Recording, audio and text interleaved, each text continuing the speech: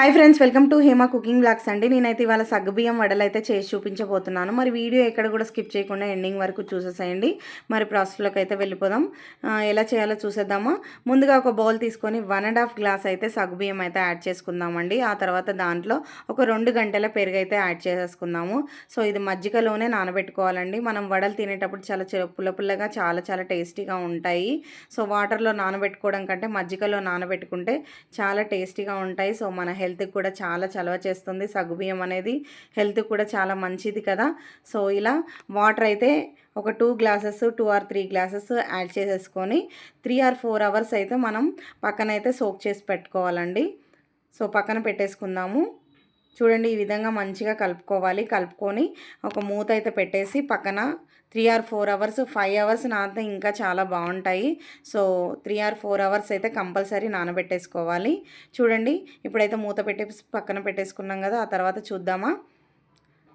So ఇవైతే నానిపోయాయండి. చూడండి, ఈ విధంగా అవ్వాలి. ఆ తర్వాత ప్రాసెస్ అయితే చూసేద్దాము. ఒక బౌల్ అయితే బియ్యం పిండి అయితే యాడ్ చేసుకుందామండి.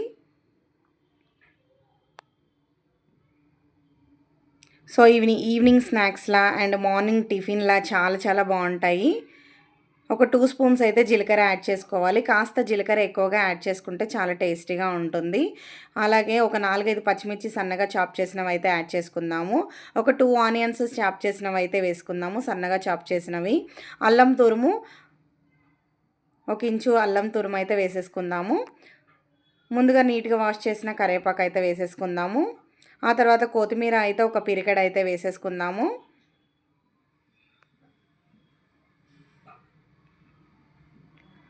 ఇలా చేసి పెడితే పిల్లలు కూడా చాలా ఇష్టంగా తినేస్తారండి. అంత బాగుంటాయి టేస్ట్ అయితే. ఈవినింగ్ స్నాక్స్ వాళ్ళు రాగానే, స్కూల్ నుంచి రాగానే ఫస్ట్ స్నాక్స్ అనే అడుగుతారు కదా. సో ఈ విధంగా చేసి పెడితే చాలా ఇష్టంగా తినేస్తారు. రుచికి సరిపడినంత సాల్ట్ అయితే వేసేసుకుందాము. స్కూల్ నుంచి రాగానే ఏమున్నాయి అనేసి వెతికేసుకుంటూ ఉంటారు. సో ఇలా చేసి పెడితే పిల్లలు కానీ పెద్దలు కానీ చాలా ఇష్టంగా తినేస్తారు. మరి చూడండి, ఈ విధంగా కలుపుకోవాలండి. మరీ లూజ్గా కలుపుకోకూడదు. సో నేను చూపించిన విధంగా కలుపుకోవాలి. సో స్టవ్ ఆన్ చేసి కళాయి అయితే పెట్టేసుకొని ఆయిల్ అయితే వేసేసుకుందామండి. ఆయిల్ అయితే హీట్ అయిపోయింది ఈ విధంగా. సో ఇప్పుడైతే మనం వడల్లా వేసేసుకుందాము.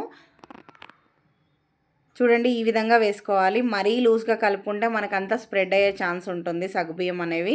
సో అందుకనేసి మనం లో ఫ్లేమ్లో పెట్టేసే ఈ వడలు అనేవి వేసుకోవాలి. మరీ హై ఫ్లేమ్లో పెట్టి వేయడం వల్ల ఇవన్నీ కూడా విచ్చుకునే ఛాన్స్ అయితే ఉంటుంది. సో ఈ విధంగా అంతా స్ప్రెడ్ అయ్యే ఛాన్స్ ఉంటుంది. సో లో ఫ్లేమ్లో పెట్టేసి మంచిగా వేసేసిన తర్వాత కొంచెం అవి దోరగా వేగిన తర్వాత మనం మీడియం ఫ్లేమ్లో పెట్టుకొని గోల్డెన్ కలర్ వచ్చేంత వరకు అయితే వేయించుకోవాలండి ఈ వడలు. సో నోటికి రుచిగా చాలా టేస్టీగా ఉంటాయి. మధ్యలో ఆనియన్స్, అల్లం ముక్కలు తగులుతూ చాలా బాగుంటాయండి. సో ఎలా పెద్దవాళ్ళైనా చిన్నవాళ్ళైనా ఇష్టంగా తినేస్తారు, అంత బాగుంటాయి. సో నోరూరిచ్చే సగ్గుబియ్యం వడలు అయితే రెడీ అయిపోయాయి ఫ్రెండ్స్. ఇంకా గోల్డెన్ కలర్ వచ్చేంత వరకు అయితే వేయించేసుకుందాము. ఇప్పుడైతే సర్వింగ్ బౌల్లో తీసేసుకుందాం. ఇవైతే వేగిపోయాయి.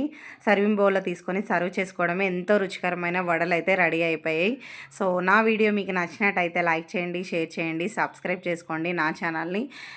నా వీడియో మీకు నచ్చినట్టయితే ఫ్రెండ్స్ అండ్ ఫ్యామిలీ మెంబర్స్కి షేర్ చేయండి. సో ఎంతో రుచికరమైన సగ్గుబియ్యం వడలు అయితే రెడీ అయిపోయి చూడండి, లోపలంతా సాఫ్ట్గా పైనంతా క్రిస్పీగా, తింటూ ఉంటే చాలా టేస్టీగా ఉంటాయి. నాకు చూస్తూ ఉంటే నోరూరుతుంది. మీకు నోరూరుతుందా? మరి ఇంకెందుకు ఆలస్యం. By bye friends, thanks for watching.